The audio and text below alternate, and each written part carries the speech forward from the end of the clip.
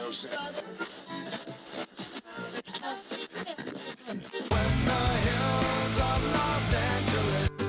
Angeles, I'm in most Hollywood nights. She goes to California, oh, California. What you say about Los Angeles? LA got the people saying,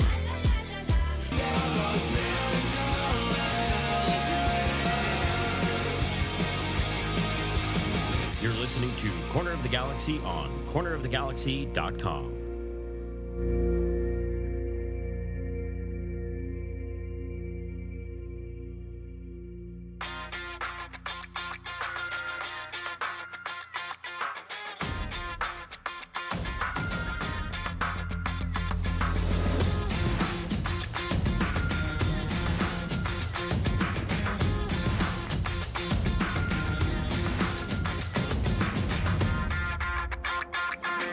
Welcome to Corner of the Galaxy, the show that talks 100% LA Galaxy soccer.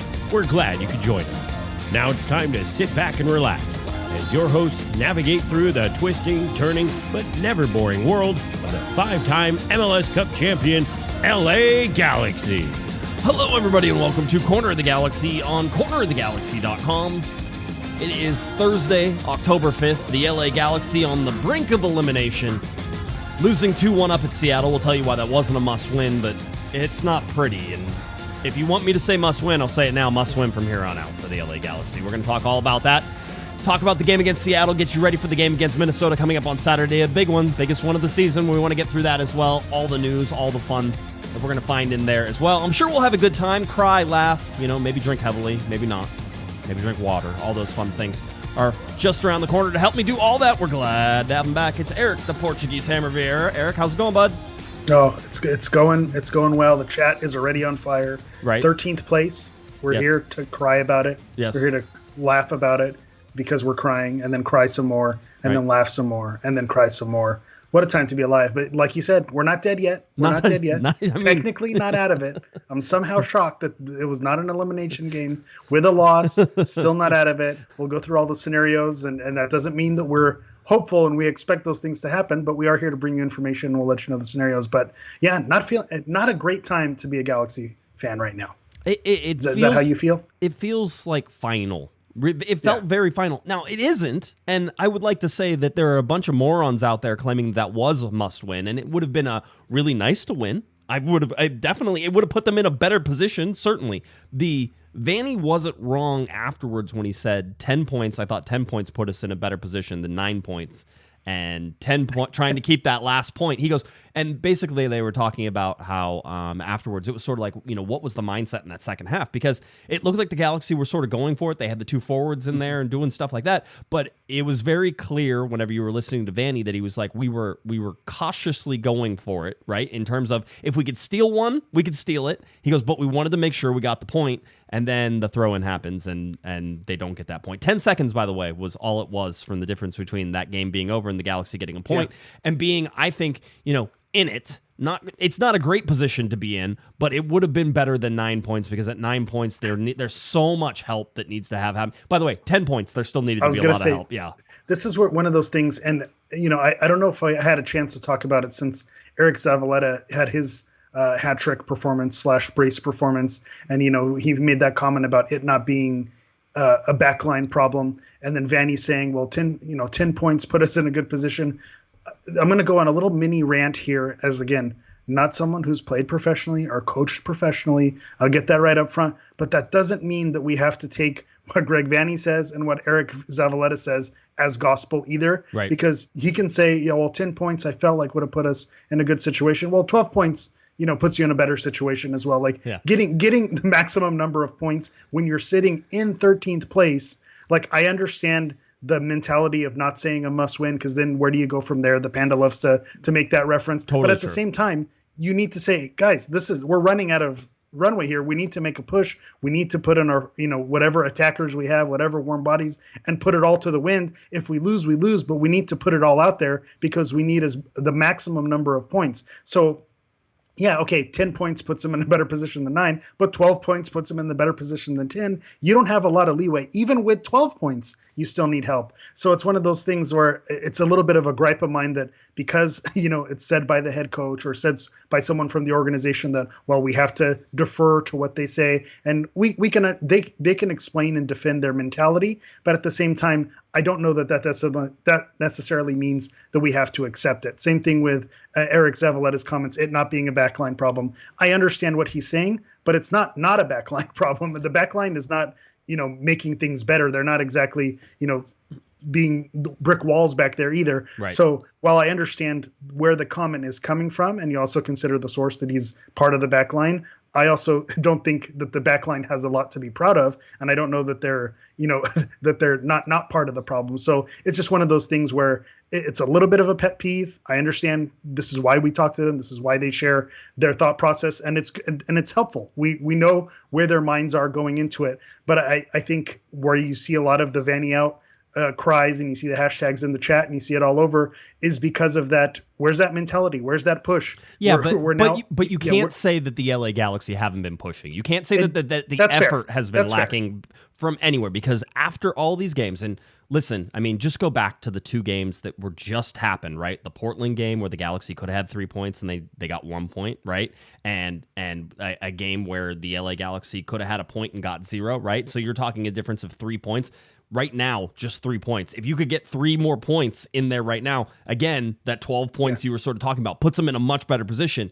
They haven't been able to do it. And I said it after the Portland game, and I was convinced that it was going to happen in the Seattle game. And somehow this team of by the way, missing more starters in this game than we were expecting that they were going to miss.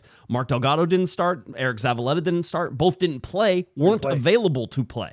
All right, so that now puts it in the 7 or 8 guys missing from the lineup. Whenever you talk about Mavinga and all the other guys, I'll go over the injuries again and put in there. But this team on paper, and I'll bring up the lineup right now, this team on paper with a midfield of Cerrillo, Uri Rosell, and Douglas Costa as the 10.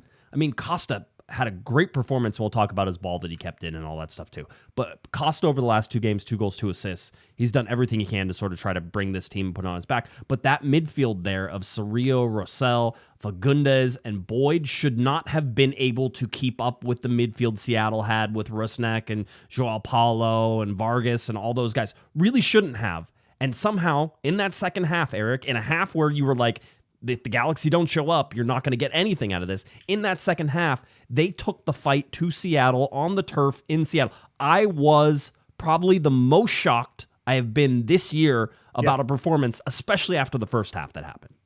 Yeah, and this is the Hammer specialty. I'm not going to walk back what I said, but when I said about where's that, that effort, that push, you're 100% right. The effort from this team is not lacking. The fight, the comeback, it's just a matter of them not having the horses. That's the piece of it. But I've mentioned a few weeks ago, and I've mentioned before, what concerns me about, Vanney's strategies and how they're being coached is the playing for the tie. And is that eventually going to come back to bite them? There needs to be, the push, not playing the ball to the corner in a tie game or up 1-0, looking for the dagger as opposed to looking to hold on to it. And that's what I'm referencing. And it's funny because I was mentioning it several weeks ago where, hey, they're just content with the point or content up a one goal, and hopefully that doesn't come back to bite them. And what happens? Well, 10 points would put us in a good situation. They try to hold on to it, and then of course in the final minutes, final seconds really, they lose the game, because the foot was off the gas a little bit. But to that point, I was with you. It's hard to kind of fully assess this match without going all the way back to Portland last week. That was the letdown because that felt more like a must win because it was at home and you had Seattle looming midweek on turf away with travel. So it felt like, okay, that was the letdown. So now should have been a 4-point week, right? Like whenever you look at it should have been a 4-point week in terms of, Portland and then Seattle, and Seattle was a big ask to even get a point. And the fact that the Galaxy had a point and had it taken away from them, I still, maybe one of the best performances I've seen from a depleted LA Galaxy team down the stretch was that second half. I don't want to underscore that because people are going to try to, because the last 10 seconds of that game were not pretty. Right. And I get that. I saw it too. And I had to talk to the guys afterwards. It's not enjoyable to talk to a team that just got punched in the huevos fairly handily. A low blow. With like the last 10 seconds. I mean, that's not the way you want it to happen. And we'll talk about that play and why it's less on Cerrillo and more on Yoshida probably in my mind. But because we can talk about how defenders actually work instead of just the way you think they work. So I think that's important to look at there. But I mean, 2 little mistakes by the Galaxy ended up costing them. That was it. That's the crazy thing, and that's I've brought up Sisyphus multiple times as well. Is that this feels like this Galaxy team pushes, and that stone is almost up the hill, and then it comes rolling back down, and it feels like they're somehow putting all this effort without all these starters. Douglas Costa, let's talk about Doug. Doug putting the team on his back last night. I mean, he what a performance from him. We were talking, kind of before we went on air about how. People are kind of clamoring for, well, do you bring him on or another year of TAM and all this? And the way he played shows why that's an argument. But it's just one of those things where it's unfortunate because you see that effort that he puts in and all that effort that the Galaxy do, and then it's 2 mistakes or a counterattack and Portland's in. It's one Jordan Morris, don't say that name on this podcast. Get the chicken cutlet getting in the way there, boneless, skinless. Chicken cutlet getting in the mix, and it's like, man, how do Jordan Morris and Christian Roldan, 2 of the most despised U.S. national team players, the guys that just or don't seem to have it when the spotlight is on a national team level, just put us away every time that they play the LA Galaxy. So it's really tough because you're right. Had they gotten the win on Portland, then a draw against Seattle looks really good, and I can justify that, but. You have to assess this game knowing that you didn't get a win against Portland, and that changed what you needed to get out of Seattle. Yeah, you talked about Doug and watching him meg a Seattle player and then cut and fire a ball sort of back over his shoulder that ended up in a fast break. It went to nothing. That was really my biggest issue, was that when the LA Galaxy actually got out on breaks in this game, when they actually found space, that there was no support in there, or the support or the cross wasn't good enough or stuff like that. I mean, Tyler Boyd had a bunch of plays where he was into open space and he couldn't make a play to get the ball into a dangerous spot. And you kind of rely on him, especially in this game, for that, because Costa can only do so much. And by the way, the pass from Edwards and Costa and all that fun stuff was an unbelievable goal.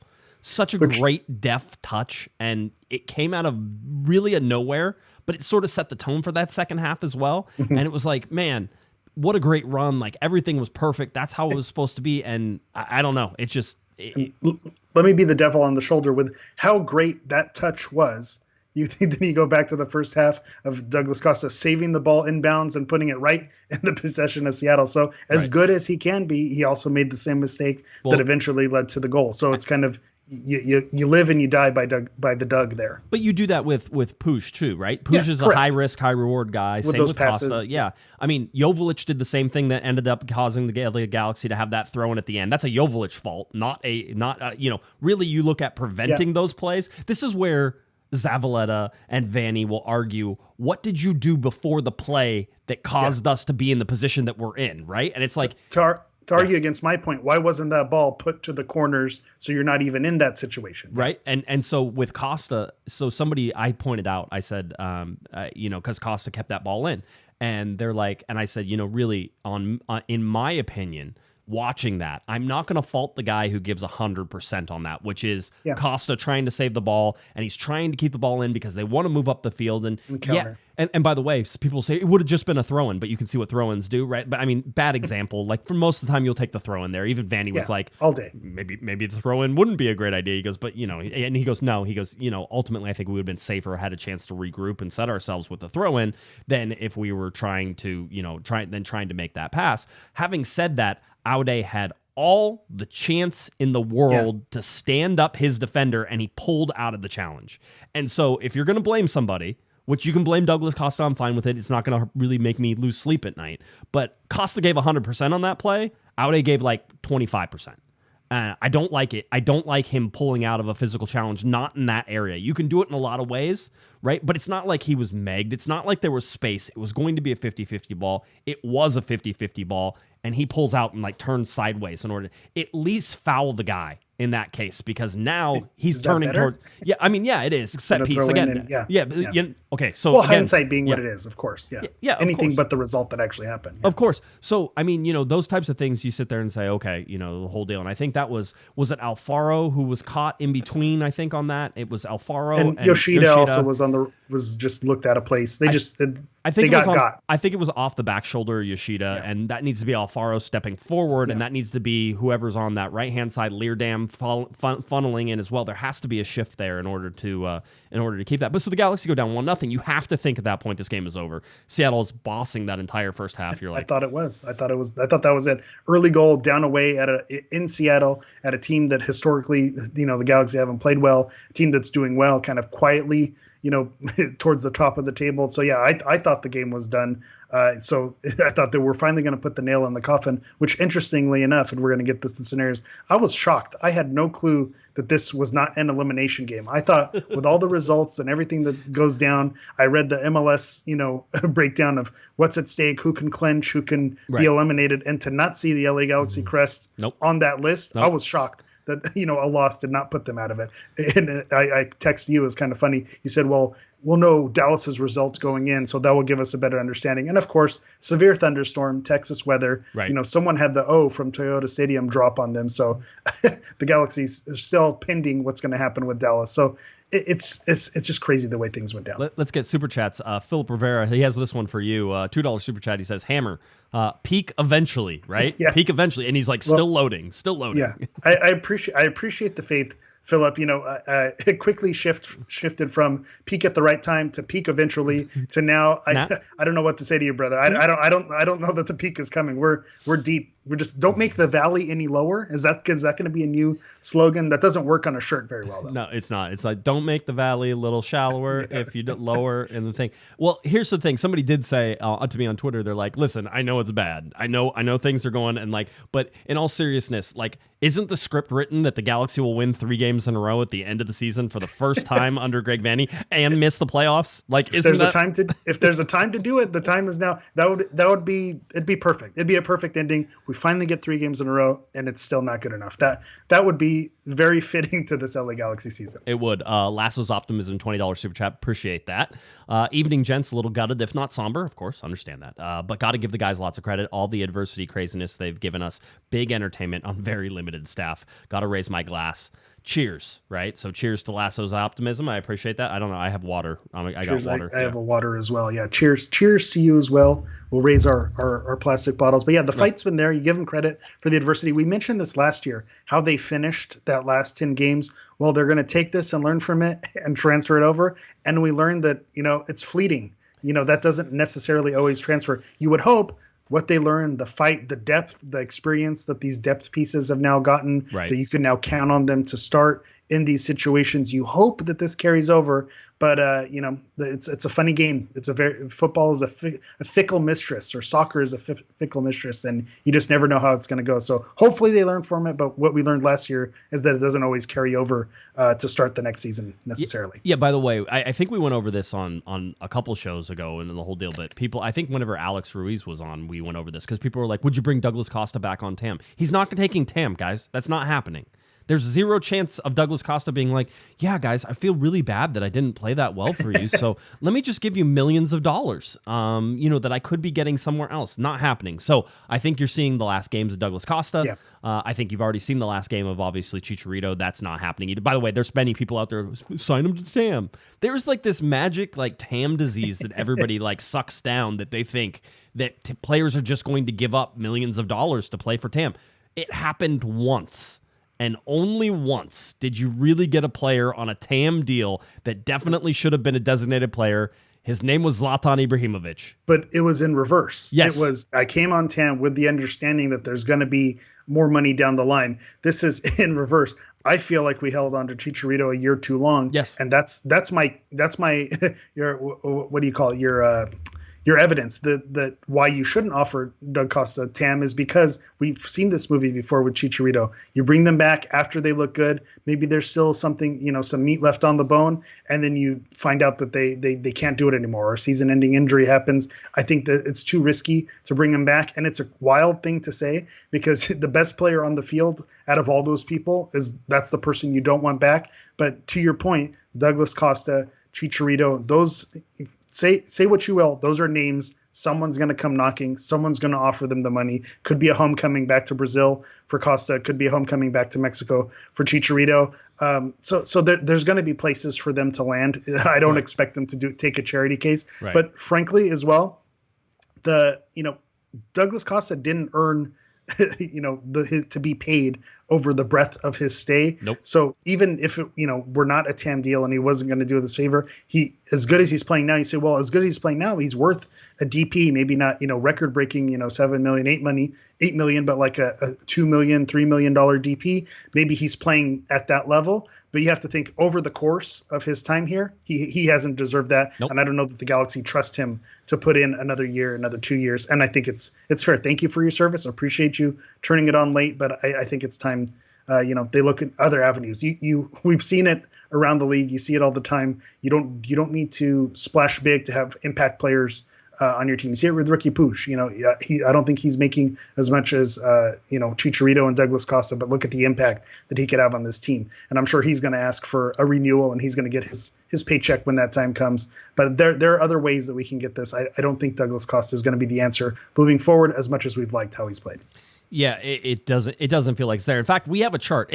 This is the chart. We thought about just showing you this chart and just hanging up and then being done with the show after this. But this is, I think, the definitive chart. You want to know. We can talk about the injuries, which would add to this chart. And we could certainly look at a roster and sort of say, these are the minutes that you're missing. But bottom line, in 2023, and I know it says 2022, but in 2023, the LA Galaxy right now have only gotten 49.4% of the total available minutes out of their designated players. So they've been available for less than half the available minutes. Chicharito up there. That's good Douglas math. Costa up there. Ricky Puig up there. Ricky Puig at almost 90%. You're not going to fault Ricky Puig, but Chicharito less than 25% of the total games, obviously injured. Douglas Costa less than 35% of the total minutes available to him. And while it's nice to have him, that's your answer right there. Yeah. Yeah. That's what I'm saying is, as well as he's playing and the contributions that he's making, the corner kicks, the service, the passes, it's right there. 34% of the season. Or do you want a designated player, pay whatever it is, the spot? Do you want a TAM player only playing 34% of the season? I think the answer is no. That's not worth it to me. 34% of the season, I know we love throwing this guy just directly under the bus. That's something you expect from like an Efrain Alvarez, a Daniel Aguirre, 34% of the season. Wow, that, they contributed, but they weren't someone that you needed to lean on. Designated player, 34%, 24%, that doesn't cut it. And for some reason, the Galaxy have just been absolutely plagued by this particular stat since you've been keeping track. Maybe you shouldn't keep track. Is that the problem? Yeah, well, I mean, there's lots of problems, but yes, that's probably correct. So since I've been keeping track in 2018, and let me remind you about 2018. So 2018 is the lowest finished total available minutes, right? 2018 had Zlatan Ibrahimovic as a non-designated player. There's your TAM player right there. So there's your TAM player. So 2018, the LA Galaxy got less than half their minutes, didn't make the playoffs, right? Should have made the playoffs, didn't make the playoffs. Yeah. And they had Zlatan Ibrahimovic as a TAM player at 50.7% of the total available minutes. And listen, 2023 could totally end up being a little bit higher than that, or right. It's going to be real close. There aren't that many minutes. 3 games left, yeah. And it's not looking good for Puig, and Chicharito's definitely not there. So he's just not playing the averages, 33%. Right. Like it doesn't. I don't think the maths to get them back. So that's where you're sort of sitting there. So that's what it is. So this would be the least available designated players since I've been keeping track again. I haven't gone all the way back and done all those things. But I've sort of been keeping track of this recently because in 2018, it was an issue with Giovanni Dos Santos, I believe with Jonathan Dos Santos and the injuries that those guys were going through and all that fun stuff that was sort of happening. Oh, that was Ramon Alessandrini. Alessandrini got hurt that season. So that was the reason we started keeping track. That's why this chart was born was, hey, it seems like the designated players aren't playing a lot of games. This is the reason your LA Galaxy are 9 points away from or 6 points away from a playoff spot in which they have to get 9 points and hope that people just lose in front of them. This is also one of those correlation or causation things, because you look to last year, you say, hey, last year, top 4 finish, 62%. Right. It makes sense. That's exactly why you make the playoffs, because you get your DPs playing. But then you also look at 2021, 62%, and they missed the playoffs there. But we know how that went. We don't want to relive that situation. They really should have been in the playoffs That's that another year. one. 2018 should have been in the one, playoffs. 2021 should have been in the playoffs. We're in the playoffs in 2022, 2023. I also want to stop. And if you have any friends who say this, you have my permission, just slap them across the face. They're like, I don't want to make the playoffs because, God, I'll just be embarrassed if we get there and lose. No. Are you not embarrassed now? Right. I was going to say, finishing in 13th is so much better, right? Instead of finishing in 9th. No, not the correct answer either. The correct answer is to get into the playoffs and see what happens. That's the way that even if you lose the first game 3-0 and you're out, you at least had a chance to play for it. You always want to have the chance. All right. Having the chance means that you can win a trophy. Not having the chance means you will never win a trophy if you don't have the chance. All right. But devil's advocate is making the playoffs and flaming out of the first round and not making the playoffs. We're splitting hairs in terms of success. I mean, I think finishing in 9th place and losing 3-0 in a wild card match and then missing the playoffs, I don't know that one makes you super proud or more proud or less proud. I think they're both bad scenarios. Yeah. It's just, but given the choice, of course, you choose the pathway where you at least have an opportunity to play for it and try. Give yourself a chance at least. Yeah. Let's do this again, because I feel like we have to do this every show. We have to talk about Greg Vanney and the hot seat. Is Greg Vanney on a hot seat? Yes. How hot is that seat? Not very hot. It's warm, right? But it is certainly not hot enough that you're going to see him depart this offseason. I see no signs of that. Whatever. Could totally be a surprise. Dan Beckerman could come out of nowhere. I mean, if you think about the decision-making sort of pyramid that is now in place, it's Dan Beckerman. There's not a more insulated guy probably in the whole structure of things than Dan Beckerman. He really doesn't like Kevin Baxter. He probably doesn't even know who I am. He sees me all the time. He has no idea who I am. But the idea there is that he doesn't talk to a lot of people, right? So it's like one of those things where I can tell you what I hear from like Greg Vanney. I can tell you what I hear from Tom Braun. I can tell you what I hear from these different levels, and people talk about those guys because they're around, they're accessible, they're in. Bottom line is Dan Beckerman's not accessible to most of the people in the LA Galaxy front organization. So it would be unlikely that you would hear something like, well, I heard Dan Beckerman said that he's going to fire Greg Vanney. Like, it's just not going to happen. Dan Beckerman's going to decide it, and then it would happen. So could it be a wild card and sort of do that? Absolutely. It's not happening, in my opinion, just from everything I've talked and I know about Greg Vanney, the position that he's been put in, the hierarchy and the way that they've set up the two sides of things with business and operations, or on the side of the field stuff with Greg Vanney being in charge of that, right? And again, it's almost like talking about Chris Klein in some ways, which is Vanney has done a lot of things that haven't popped up on your radar because you guys aren't around the team all the time, like in the locker rooms, that type of thing. The players love him. I'm telling you right now, the players love him. And somebody said in our Discord today, I think they're like, well, Josh has been telling us that the players like love him, and you see it. They're fighting for him, and they're doing all this stuff. The players love him. I know that's hard to believe. I know people think, oh well, I'm sure the players want him gone. No, the players don't. The players were also sad whenever Chris Klein got fired. So just understand the sort of situations that you're in. Yes. That's what it comes down to. The players love Bruce Arena as well, but their circumstances, that cause him to leave. And so it's such a tough thing. I think I'm on the critical side of Vanney and believing that he's on the hot seat. And I'll come out up front and say, I don't think he will be fired this offseason for missing the playoffs. And you have to consider the amount of injuries. You showed the chart with the DPs, just the fact of how they're playing and how they're in games. Right. I with the roster that they have, kind of making chicken salad out of chicken something else. I think you give Vanney a little bit of credit there. But I also think the seat should be warm.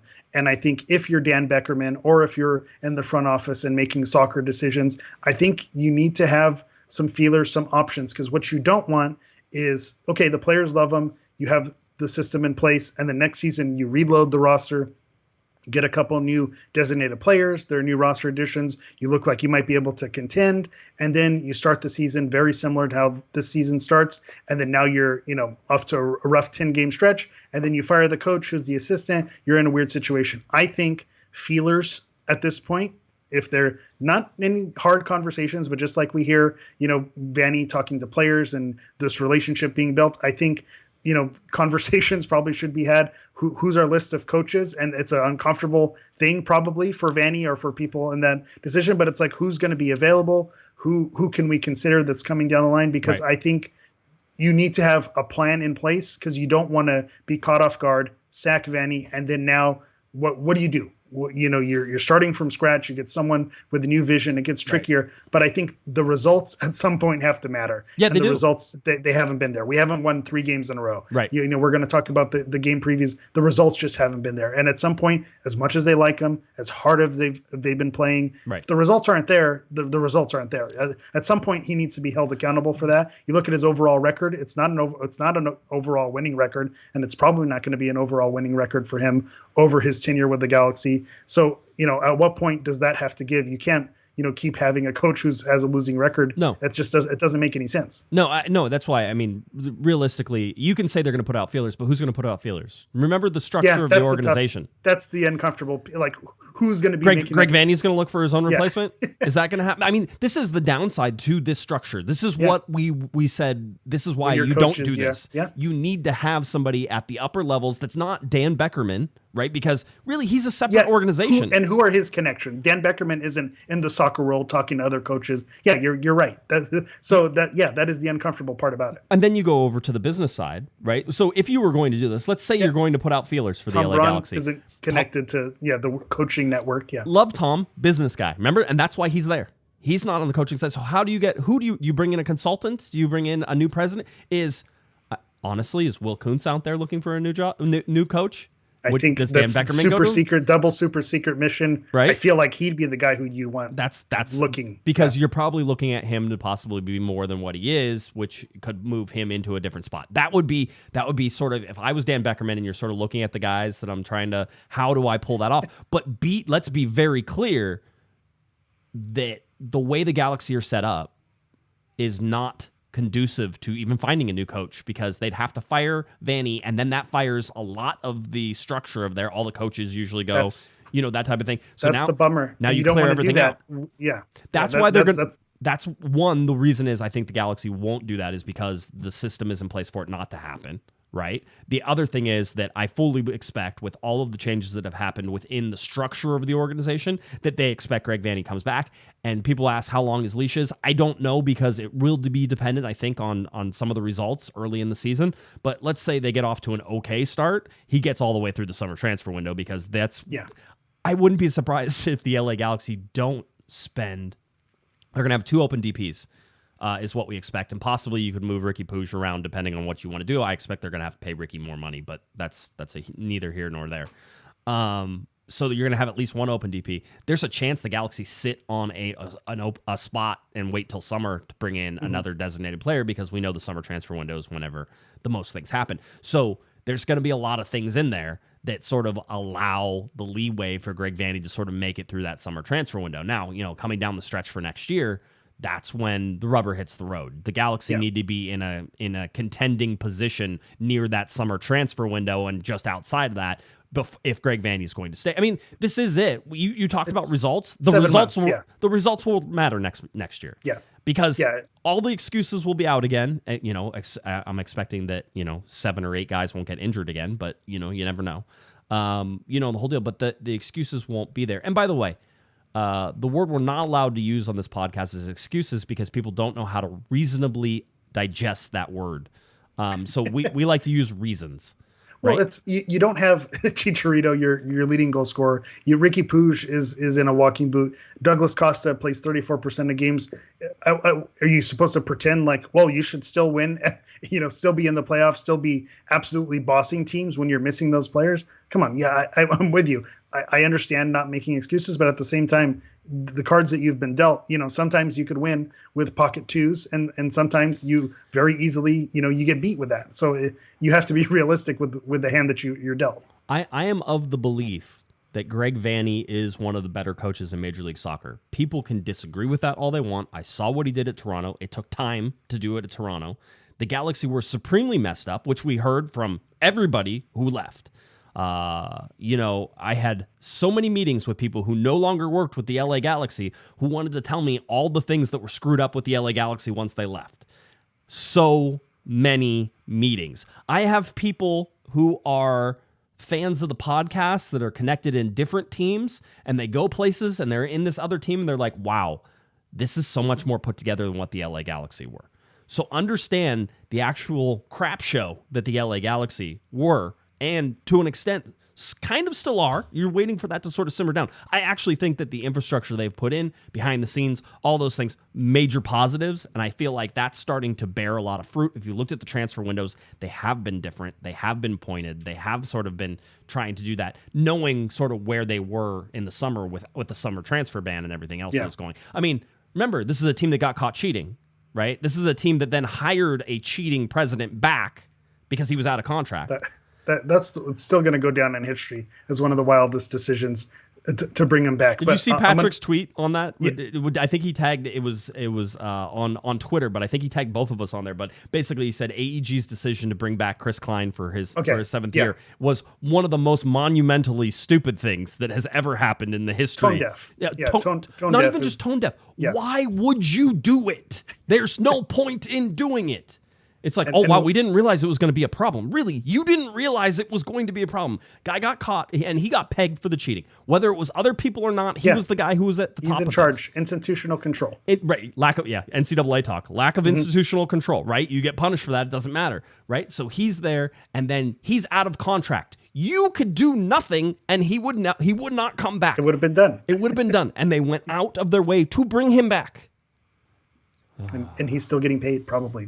That's the crazy thing. But I'll as much as you say Vanney is one of the better coaches, I'm going to go the other direction as well. Uh-huh. We saw his French connection experiment and how that worked out. And you look at the changes this season. Right. What's been one of the differences in the front office? Will Kuntz, going back to that. And I don't want to say that, the super secret mission, maybe he's looking out, shout out to Jose. Maybe we get El Piojo in the mix, someone who I've wanted in Galaxy colors and coaching the team. So it's who's making, is that a Greg Vanney structure and system that is he bringing those guys in, or is it, Will Kuntz, is he part of that? And it's vague like that on purpose. And it's always been like that because we've said that about Klein and with, Karofsky, whose guy is this? Who is it attached to? And so we can have that fun conversation, but we also know that Greg had his name on some of the players who didn't pen out. Right. And it feels like, with no proof and no evidence, like some of the moves that were made maybe had Kuntz's signature on it. And so maybe,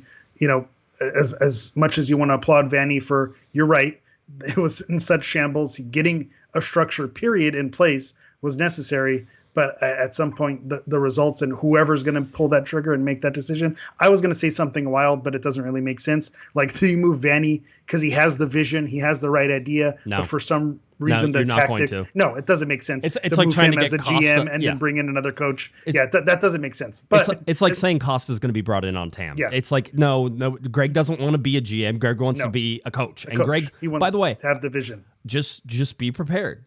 Greg Vanney, should he get fired, will go off and coach another team almost immediately. He is well respected within the league. He will get a job, and that job will probably see him be successful at it. Very nice. Enjoy your new coach, San Diego. Right? I mean, we'll see you soon for the California Derby. If he became available and San Diego knew he was going to be available, he would be their coach. It wouldn't even take 20 minutes of deliberation. No, I don't know. I feel like we know what's happening, and we're looking to. We know what's happening. 2025. Yeah, it is, and we talked about girl math, right? We've talked about the Vanney going Vanney math, as the Galaxy math. Yeah, Costa math. Remember, that's Costa math. Yeah, I like it. Could you bring in a GM over the coach? Yes, you could, absolutely, but that's not the structure the LA Galaxy are set up in. And that's not what Vanney did. Vanney didn't come for that. Yeah, that's not what he signed up for. Yeah, I'm like, the whole deal. So you can look at that stuff. I think that seeing the what they're going to have, which will be a normal. Remember, as much as we want to pretend that the winter was a normal transfer window, it wasn't, because they knew that they had to do stuff that possibly they weren't going to get done in the summer window. And it was a magic trick. They got out of the straitjacket with their the hands tied behind their back, and they made it work, and it was a miracle. But you're right, it wasn't a normal situation, so you almost want to give them a real summer transfer to see what they can do. Mr. Provino says Vanney would suck at San Jose. He would. Doesn't everyone suck at San Jose? That one's a tough one. You can't go there and be successful. It's like going to Colorado. Will Vanney go to Colorado? It's that type of thing. I saw some people mentioning that like maybe Robin Fraser comes in to help with the defense, though. We already said that. I'm right? shocked he's not already in. I can, if I were willing, if Vegas was taking money on it, I would place a bet that Robin Fraser is going to be part of this coaching staff next season, if I had to guess. So, that would be my guess, unless he gets another head coaching job somewhere, which I don't think is going to pop up for him right away. 14th place doesn't. They don't come offering, but they might. Yeah, he has a pedigree. He's still such a good coach. That's the other thing is that I know people want to knock on some of these guys, and you go, oh well, Robin Fraser, he finished 14th, and nobody's. Robin Fraser is highly respected within the league. So again, another guy who could wind up being a head coach somewhere if somebody needs one. So there's something to be said for having done it before. Yeah. Regardless of where that puts you on the table, that's a skill that you want your coaches to have coming into the position. Right. I like it. Vanney is the new Klein. Right. That was what somebody said. It's like you can't fire him. It feels that way. You can. You need someone to point the cannons at. Yeah. Yeah. You can. By the way, you can fire Greg Vanney. It just you have to be real. I would say this.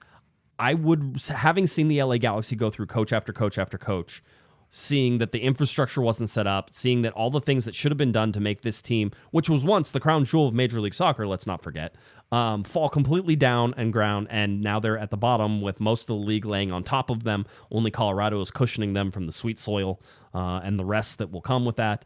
By the way, I looked at it, and Colorado can still tie the LA Galaxy on points right now. So the Galaxy could finish 14th probably because if there would be a wins change there, and maybe Colorado. I didn't look at the tiebreakers. I was going to say Colorado's protecting them from the plague or whatever is coming out of the ground that over there on that field. Right. And wouldn't it be even more poetic for the Galaxy to not finish 13th but 14th? Right. I mean, last in the Western Conference. Have 13th ripped away from them on decision day. That would be brutal. Right. Yeah. So anyway, so that's sort of the thing. But I want to be clear in what I see and what I hear. And if you talk to any of the reporters, talk to Damian Calhoun, talk to Alex Ruiz, talk to Scott French, everybody expects that Greg Vanney is going to be back next year.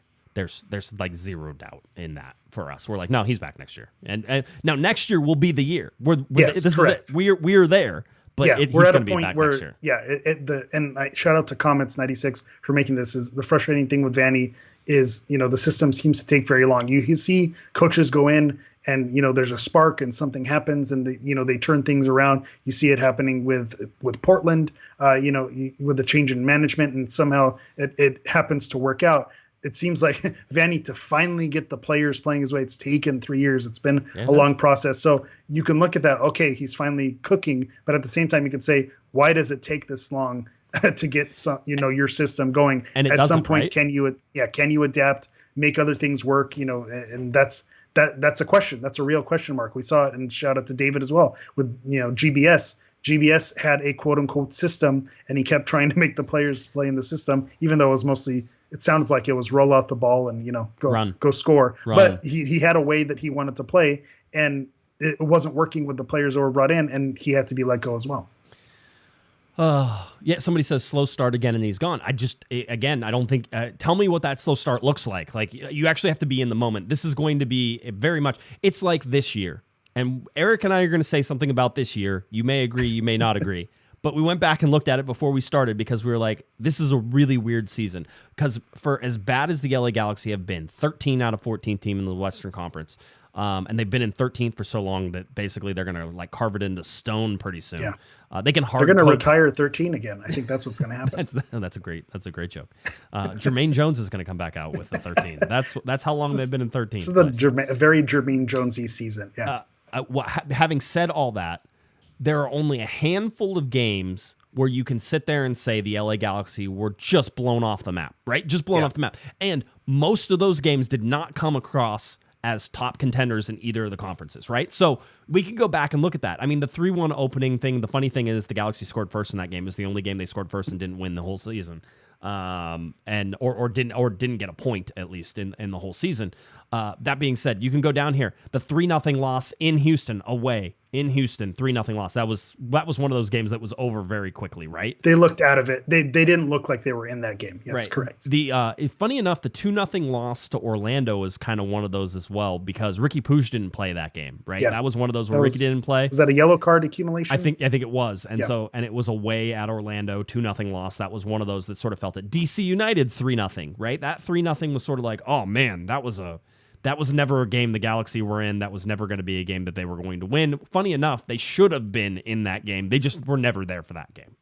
Yeah, and I also want to shout out Christian in the chat because what I was going to say as we look through these results and saying, because what the comment I made is, where was the spanking? Where was it that the Galaxy got beat up? Yep. And I think back to MLS is back. I think back to 2017. Right. I think back to those years. And there were 5-0s, 6-2s, 7-1s. There were those results in the Galaxy lineup because they were just outclassed and just beat up on. And this season, we're going to the results. The worst we can point to is a 3-0. And so that kind of says something in terms of this Galaxy team. Somehow, as bad as they've been, still kind of hanging around and being in the mix in pretty much all of these games. Yeah, the 4-2 in Vancouver, which is the Chris Mavinga red card, which is the own goals, all the faults that happened, like all the stuff that happened in that early game. And having said that 4-2 game was 3-2 in the second half because the Galaxy came back in that game. They were not out of place in that one. That's the one I pointed to and said, well, that's the worst performance. That's when I feel like I lost hope in this team. But then you're right. When you look back at it critically, it's like, wait, no, they still showed fight in that game. The second half, they looked like a completely different team, a man down after, a Chris Mavinga concussion, just mental, lapse and breakdown. It's crazy. Yeah. As bad as that performance was, there was good in it. Somebody asked where Dominic Kinnear is right now. Oh, he's winning supporter shields with Cincinnati. That's where he's at. So just letting you know. That whole staff is very like Galaxy. Pat adjacent. Noonan. Yeah. It's funny. Yeah. Kenny Arena. Yeah. Kenny Arena. Dominic Kinnear is all there. The 4-2 loss to LAFC at LAFC earlier, right, was a game in which the Galaxy were in for most of that game as well, right? So you can't say that one was a blowout. So really you go through this whole thing and say, where were the blowouts? Where were the Galaxy not competitive? And when you realize Chicharito, Brugman, Caceres, Caligari, Neal, for this game, Delgado, Zavaleta, and Mavinga and Puig were all missing from the lineup. You're basically missing 7 or 8 starters out of a club for this last game. And tell me that they didn't come out there. And again, biggest shock of my life, Greg Vanney's system is working to some extent because the guys play within it. And they were competitive against a Seattle team that was absolutely trying to bury them in the first half, didn't get the job done, and the Galaxy came back in that second half. Let me talk about the throw-in real quick, all right? Because I talked earlier about Joveljic. I just want to throw this out there for a throw-in. Throw it out there. Joveljic kept the ball in, tried to backheel the ball, and that kept the ball in play. The ball was eventually tackled out, which is why there was a throw-in. Then there was the possibility of a handball, so VAR slowed everything down. The VAR check was complete. There was no handball because you could see it on the replay. There wasn't a handball. It's pretty simple to look at. And then the throw-in comes in. Now, there is a rule in throw-ins. All right. I was going to say, as someone who coaches U8, U9s, I know where you're going, and this is the bane of my existence on Saturdays when I see this happen. Because with the refs, sometimes you get a ref who's all over it. Sometimes you get a ref who's loose with it. But yeah, go on. Yeah. So there's a rule with throw-ins. Basically, one is that both feet have to be on the ground. That's one of the rules, right? And that both hands have to come over the head at the same time.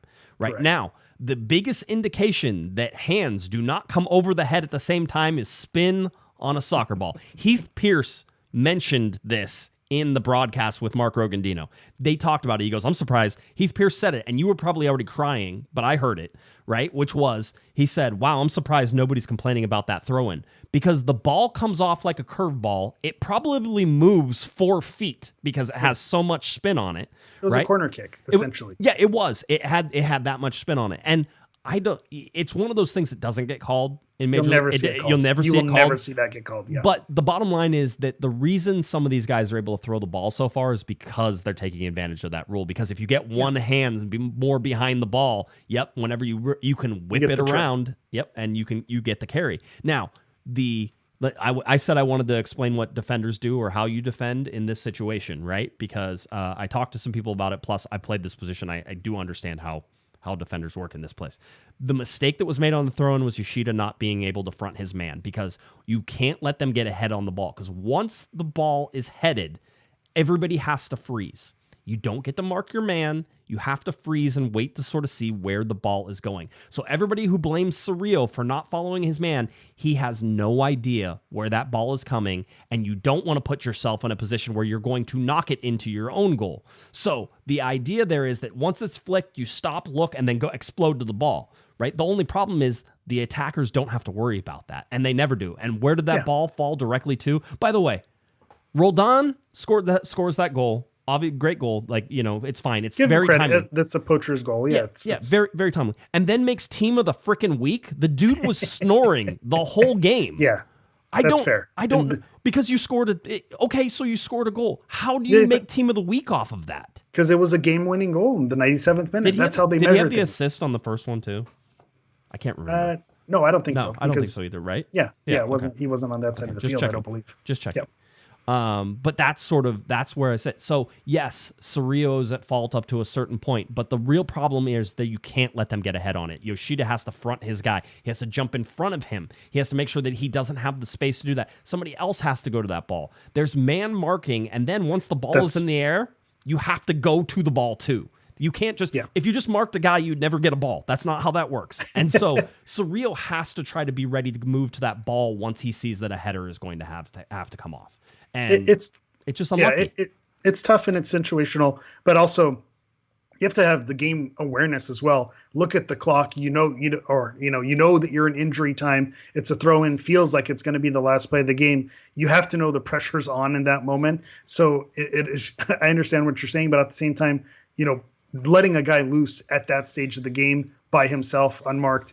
I see what you're saying, but at some point, you want to go for the ball, but it's with it being so risky and it being the situation, even if leaving guys open is tough. Even if Cerrillo runs with Roldan, that's still a goal. There's zero chance because you're not. Then he gets the touch that he takes would have put him off of the defender. You're reactionary as a defender. Okay, you get to anticipate. I'm not saying you don't get to anticipate, right? But one, you can't anticipate where that ball is going to fall, right? Once it hits the head, you can't. It's too short of a distance for you to be. Well, that's the kicker right there. Right. It didn't land directly on Roldan. It was the header that landed there. And you're right. Once it hits that, then it becomes anybody's game at that point. Yeah, I mean, but that whole thing. But even if he follows him as a defender, you are reactionary to what is basically happening. You're still going to be a half step behind. The timing's off. Yeah. It's not going to work. So Roldan still scores even if Cerrillo, and then you're still going to blame Cerrillo. I like Cerrillo. I thought he had a fairly good game because he's had sort of been hit or miss in some of these. I thought he had a fairly good game. I didn't have really many notes on that, and I'm not going to sit there and burn the guy for that play when you, one, shouldn't be giving up the throw-in in that particular situation, and two, you have to be able to jump and front that guy whenever it comes through. I think that's the other piece of it also because you're right.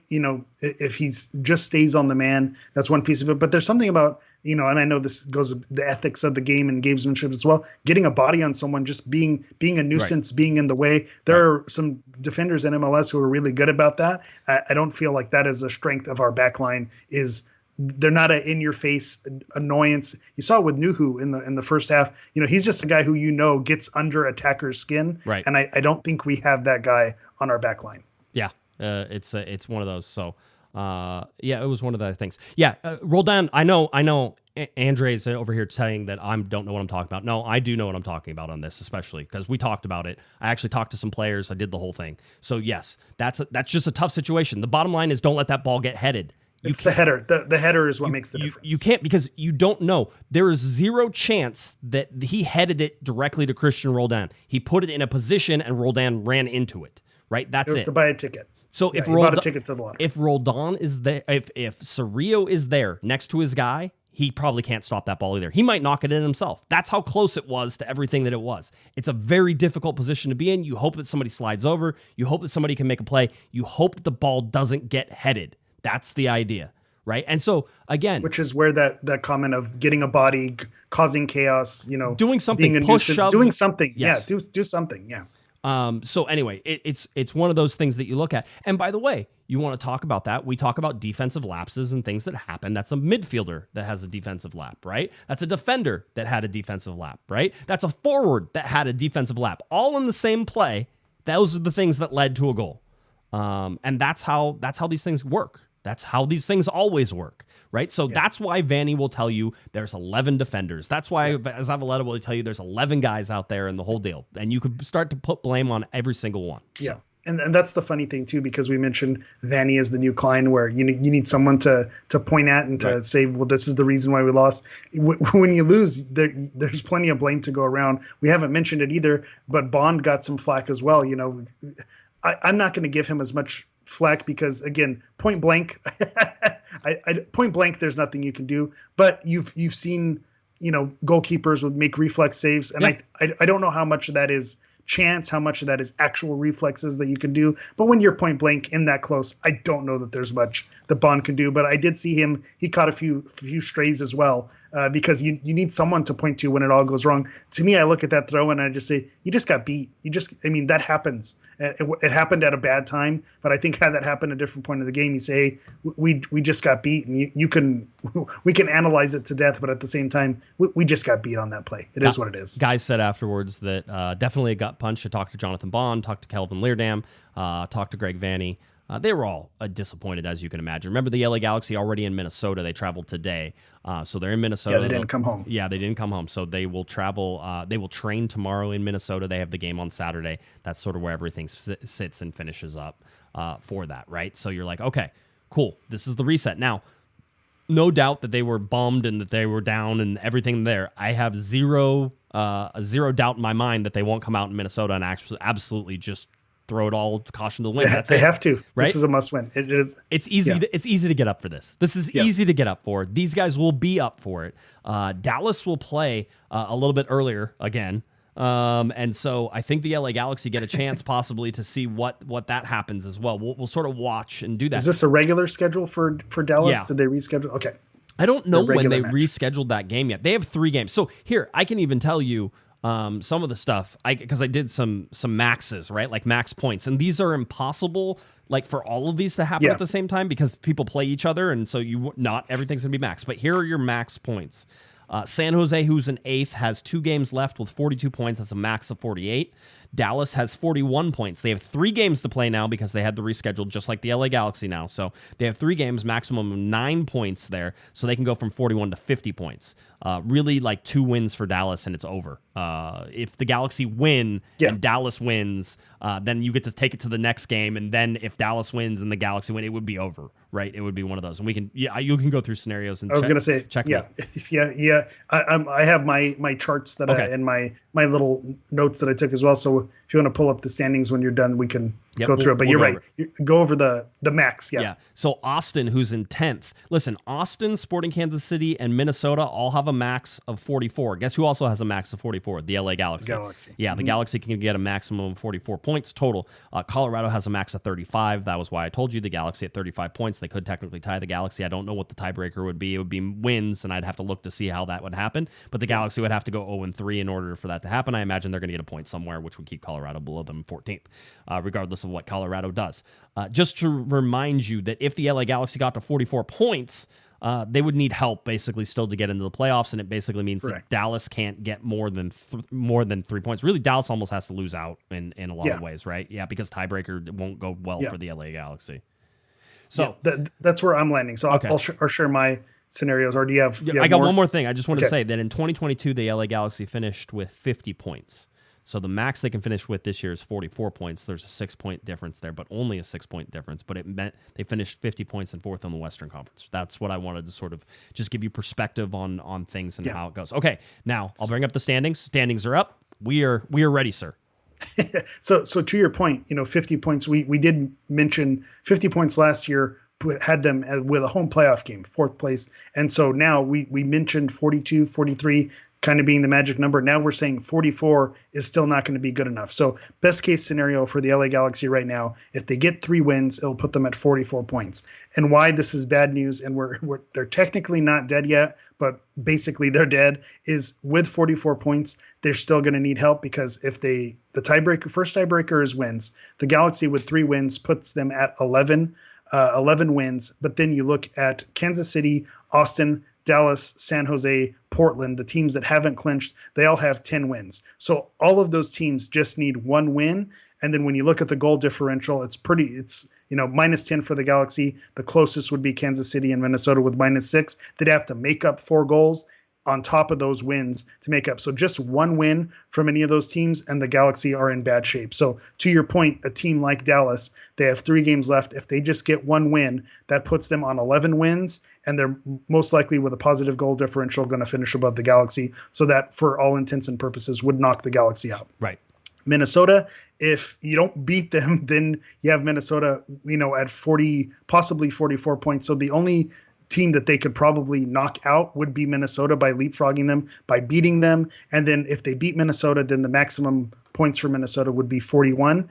And then there's no way that Minnesota could catch them if the Galaxy win out. Right. Then you look at Portland. They're the closest. They're at 43 points. Just 1 win from them puts them at 46, and they're out of reach for the Galaxy. So they just have to go 50%, and they've cleared the Galaxy. Same thing with San Jose. If they just get 1 win out of their final 2 games, that puts them on 45. Even if the Galaxy win out, they finish above the Galaxy. You look at Austin. That's where it gets a little bit trickier with Austin. Their 2 games that they have left, if they win both games, they're at 44. That's probably unlikely the way Austin's been playing. Right. But then you look at, if they do win those 2 games, that puts them on 12 wins, which would be better than the Galaxy. So Austin winning would put the Galaxy out. So any way you look at this, the Galaxy have to win 3 games in a row to even have a chance. And then teams just need to win 1 of 2, get some, basic results, and that knocks the Galaxy out. So I think this weekend we could find out if the Galaxy don't win in Minnesota, they could finally be eliminated. And part of me is like, I understand the piece of, put me out of my misery. But at the same time, with all that, everything that I just described, that's not much. It doesn't take much for the other teams to knock out the LA Galaxy. Minimal amount of points. We're hoping for basically the whole league to tie every single game, and that's going to be the best case scenario for the Galaxy. And that's a lot to ask for what is it? 1, 2, 3, 4, 5, 6, 7 teams. Right. To 7 teams to all falter. That's Right. a lot. Yeah, draws, a lot of draws. Yeah. Losses whenever they're playing people way up high that have already clinched spots. 0 points is great, but you don't want to give other people points whenever they're still in a race too. So draws are sort of your friend on that one. So that's where the LA Galaxy sit, and then of course, we can sort of look at the schedule here. And the schedule shows you 3 games left. Minnesota on Saturday, and then a week later it'll be the makeup game against RSL. That's the game in hand. That's during the international break, and then on 10/21 the LA Galaxy in Dallas for Fan Appreciation Night. It would be maybe the Galaxy win Fan Appreciation Night when they're already eliminated from the playoffs, right? Spoiler for Dallas. Maybe that's the one thing they could do. But again, is there? Do you celebrate that? Is there pride in knocking a team out? It's not like Dallas is our number 1 rival. I don't know what pleasure you'd get out of that. Decision day or sort of the Fan Appreciation Day game usually, at least recently, has come with a lot of stress. So maybe because there's no stress, maybe that's a better way to watch that game. I don't know. You're relaxed. You're right. Maybe, I don't know. We'll see how that goes. You get to watch it as a neutral, essentially. Yeah. Listen, we were going to talk about the awards, the postseason awards that are sort of going out, but the fact that the LA Galaxy are nominated in most of these is laughable. And we can always do it another time. But the MVP nominations, Ricky Puig is on there. Sure, he's going to win team MVP. That's fair. That's fine. He's not going to win league MVP. I don't know why you're even putting him out there. Jonathan Bond is goalkeeper of the year. Nope, not happening. That's wild. A wild decision. I understand wanting to nominate your guys, but right. looking at a negative goal differential, that's almost, I don't know. I don't want to say it. So it feels like embarrassing. Like, why It would does. why would we put that name forward when you look at how bad some bad moments? Guaranteed he's not worried about winning goalkeeper of the year either. Lucas Caligari for newcomer of the year, also with Tyler Boyd, newcomer of the year. They're not going to win either of those. Caligari, if he was healthy, you might talk about him in that vein. MLS Young Player nominees, you had Jalen Neal in there for LA, and if he was healthy, we could talk about that. Yeah. And he's one that gets overlooked in these injuries pieces, with the start of the season that he had, him not being part of this back line and being able to hold things down. You're seeing part of the reason why there's a lot of these goal fests is because Jalen Neal is not in these games. Yeah, he was one of the reasons for sure. The Galaxy have definitely given up more goals as they accelerated into all these injuries. I mean, we can reasonably say Tony Alfaro is a fourth string pick who's starting because Mavinga's injured, because Zavaleta's injured, because Neal is injured, right? Because Caceres is injured. I mean, you could go down and sort of see where all these sit. Greg Vanney is coach of the year, not happening.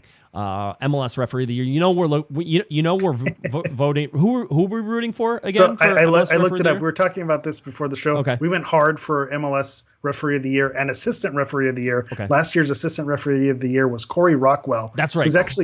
He's a heavy presence on Twitter, and he tweets, like, not his highlights, but like he tweets whenever he's in the background of shots and in the mix. I think he was the assistant referee at MLS Cup final last year, and they showed a video of him locked in. So shout out to Corey Rockwell. We talked him big last year for taking it home. We're going to have to familiarize ourselves with the games of these assistant referees and referees this year, and then we'll give our picks. That'll be a special episode, because it looks like after all the scenarios that you described and I described, I think we'll have time during the playoffs to talk about these awards. I just want to say it's a dang shame that our boy Corey Rockwell's not on this list again. I don't know how he's not. I don't know how he's not on this list either. Okay. That's disrespectful at this point. It is disrespectful. It's the politics.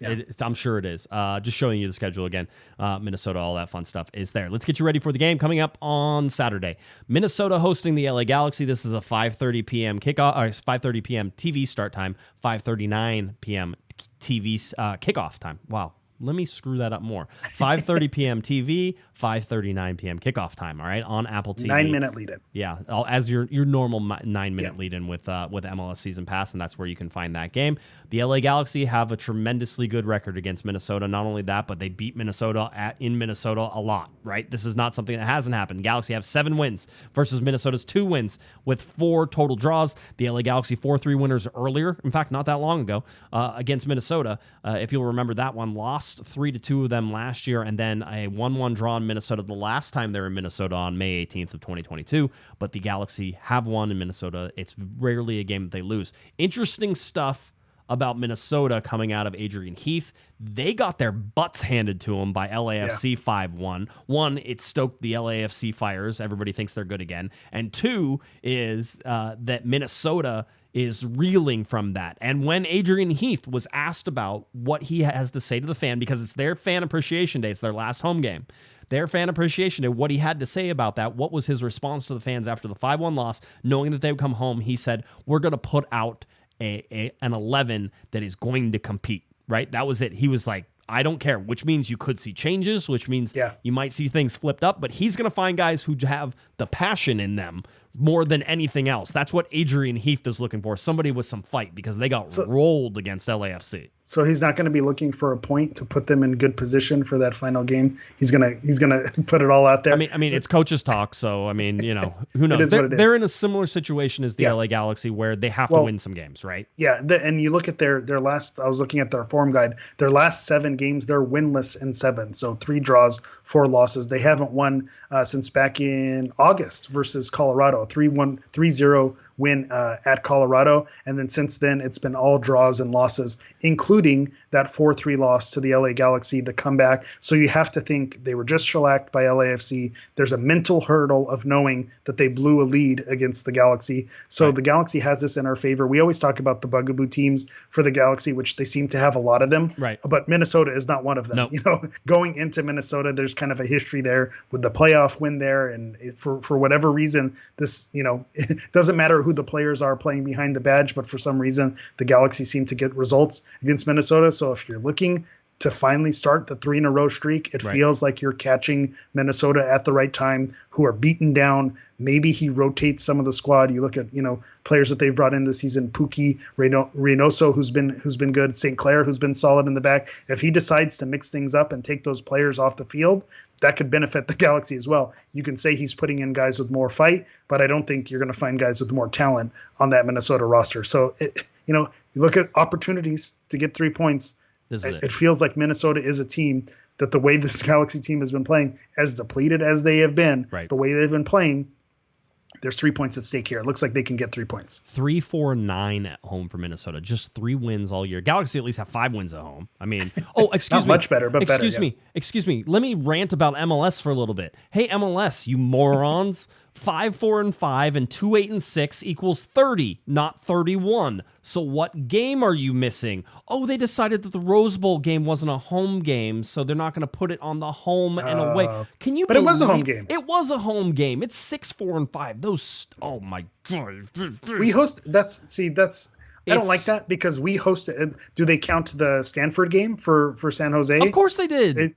That's so weird. It's weird, and it's not right, and it screwed up my. It wasn't stats, a neutral by the way. ground game. No, it wasn't. I mean, basically. By the way, whenever they pulled the stats out of here, they basically said, "Oh, well, this hasn't happened since this."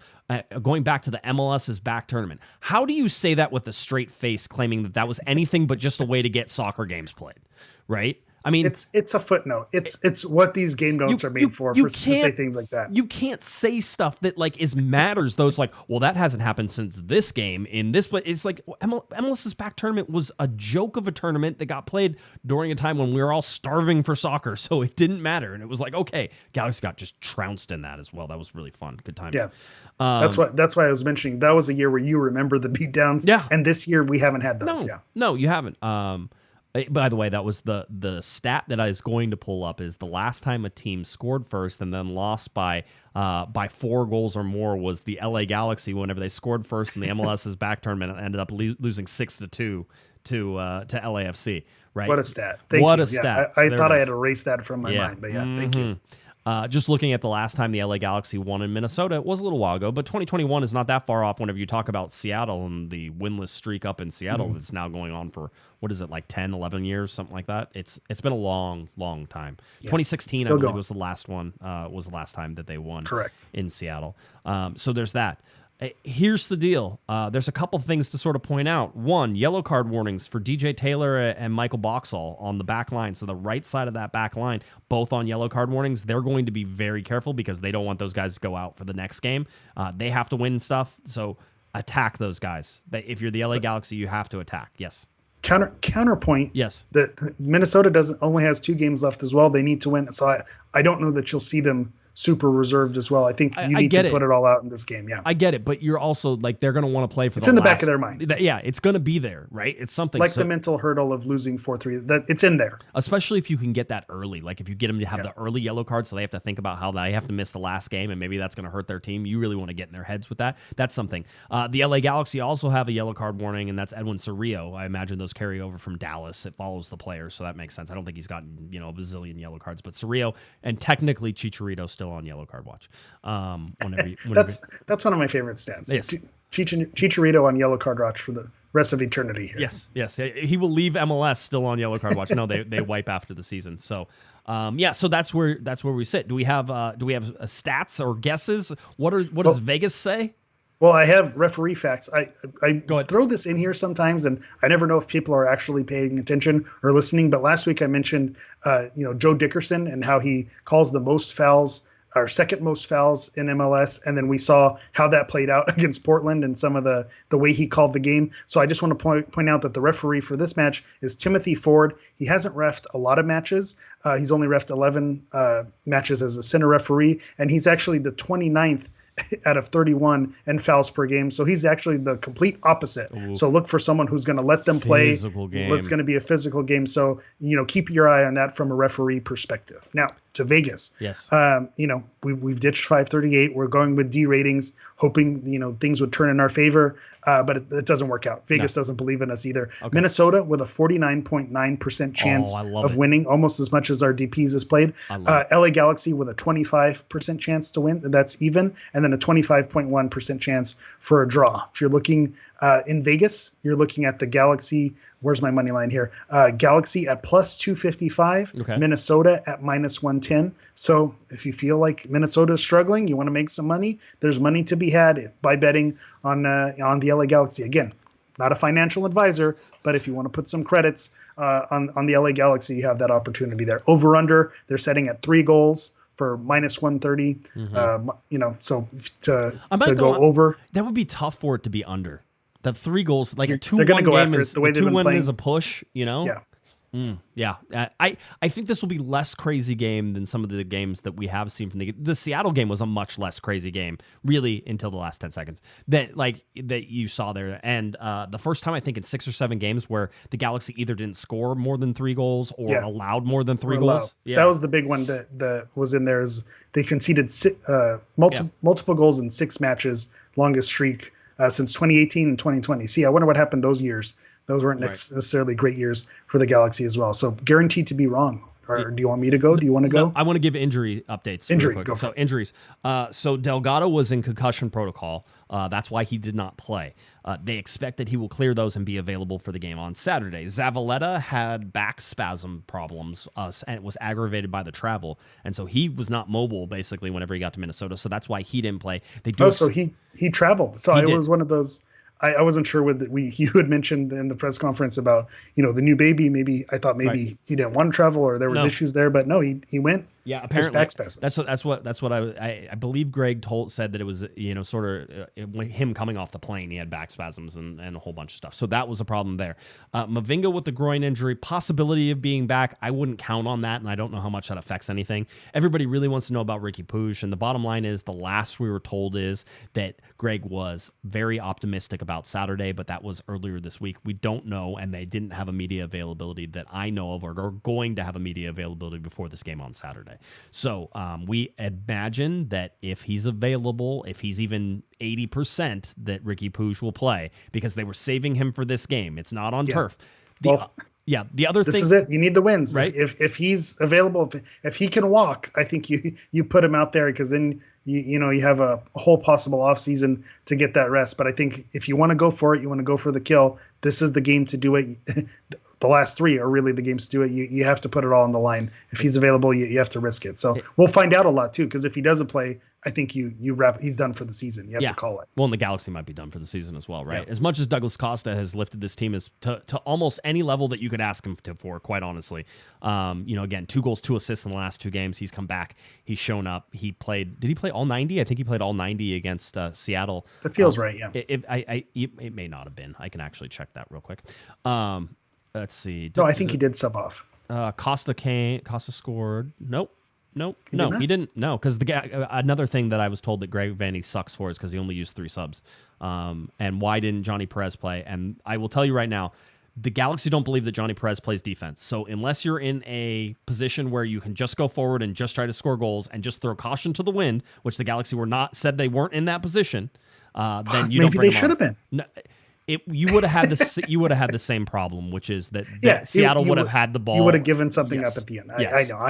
I'm being a jerk. That's why. But that's why we sort of said. So those are your. Now the only other sort of outlier thing is that I would like to remind you that the last time the LA Galaxy played in Minnesota, and over the years when they have played in Minnesota, 1, it's been a very physical game, and 2, the field has sucked really, really bad. Big giant chunks coming up. People getting injured on that field. It has been atrocious. So keep an eye on that and understand that and be prepared for that whenever they go and play. I haven't watched a lot of games with Minnesota this year. This is because of the timing of all the games being on at the same time. This is the least amount of MLS soccer I probably watched in years. There was a survey that went out that kind of mentioned that. I think they finally realized that may have been an error. It seemed like a good idea at the time, but you're right. You are able to see less of it. But it seemed like it's been that way since the stadium was built. Yes. I know when they first opened the stadium, there's a famous photo of Zlatan holding up a chunk of the turf. And you thought, well, that was, it's a new stadium. They're building it. But you're right. It has been a consistent problem, coming out of Minnesota, that being a thing. So good stuff. All right. Predictions guaranteed wrong. You get to go first. All right. So I don't want to be this guy. We were just making fun of this guy. But part of me feels like, just put me out of my misery. Let's turn into a pumpkin. A 2-0 loss, I feel like, could be something that it would happen to the Galaxy.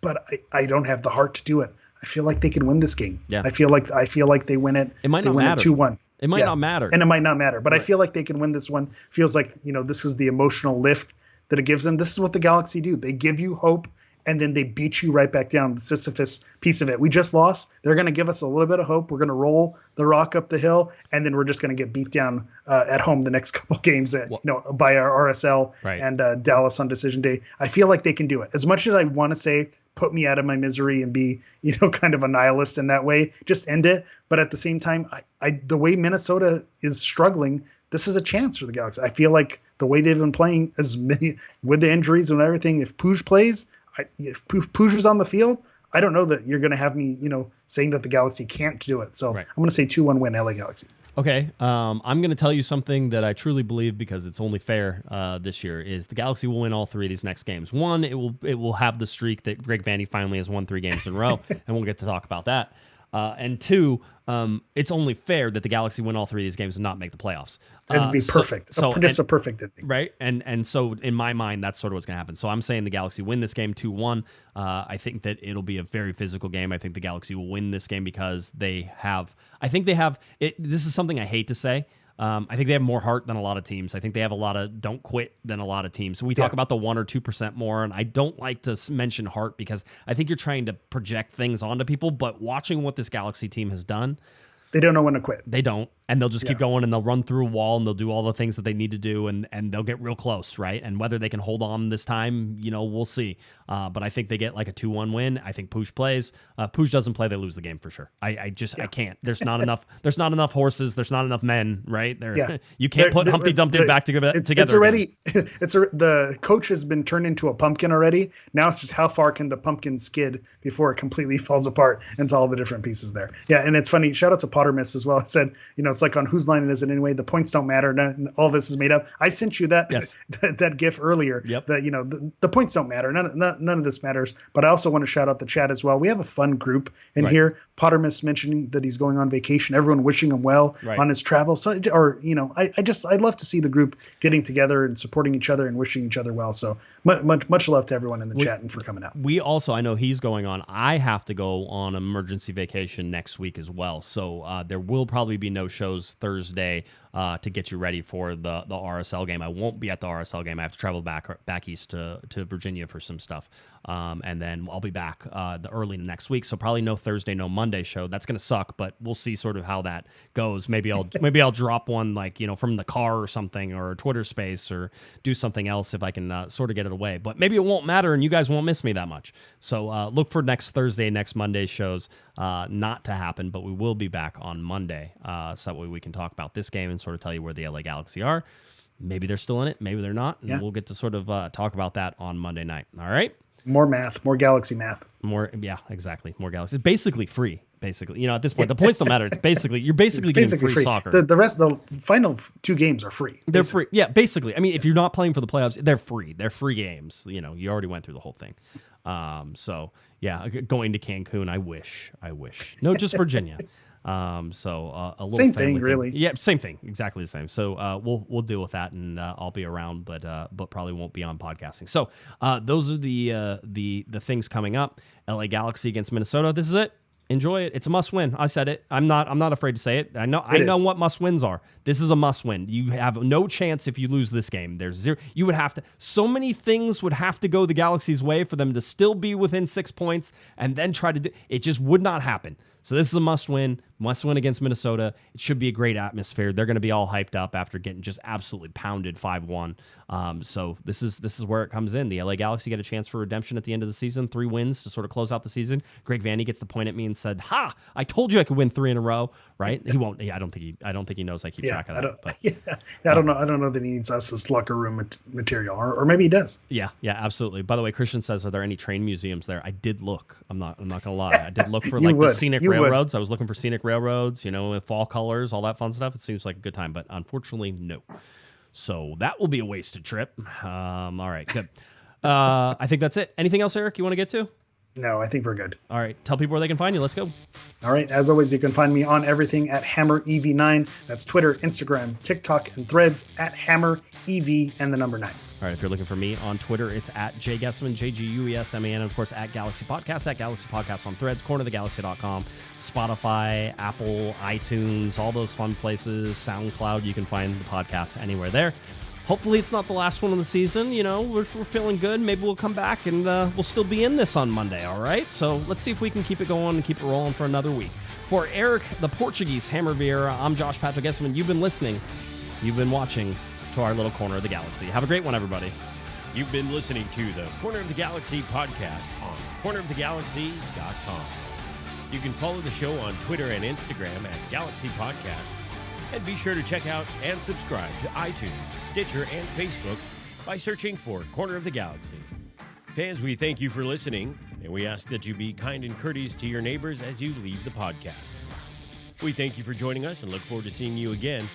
Until then, I'm Michael Araujo, and on behalf of the entire Corner of the Galaxy crew, goodbye, everybody.